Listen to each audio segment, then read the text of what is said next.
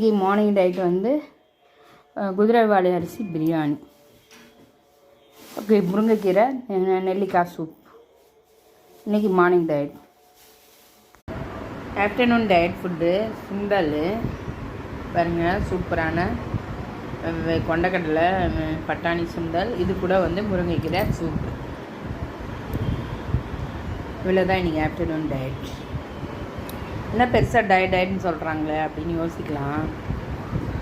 சில ஹெல்த் இஷ்யூக்காக நான் இதை ஃபாலோ பண்ணுறேன். ஆனால் டயட் குறைக்கணும்னு நினைக்கிறவங்க இந்த மாதிரி ப்ரோட்டீனு அதுக்கப்புறம் அந்த மாதிரி எடுத்துக்கிட்டால் கண்டிப்பாக மாதத்தில் 4 கிலோ குறையுது. நான் இந்த 3 மாதமாக நான் வெறும் சிறுதானியமும் இந்த பயிறு வகைகள் மற்றும் காய்கறி வெஜிடபிள்ஸ் இது மட்டும்தான் எடுத்துக்கிறேன். 98 கிலோ இருந்தேன், சும்மா சொல்லக்கூடாது. இப்போ நான் 82 கிலோ இருக்கேன்.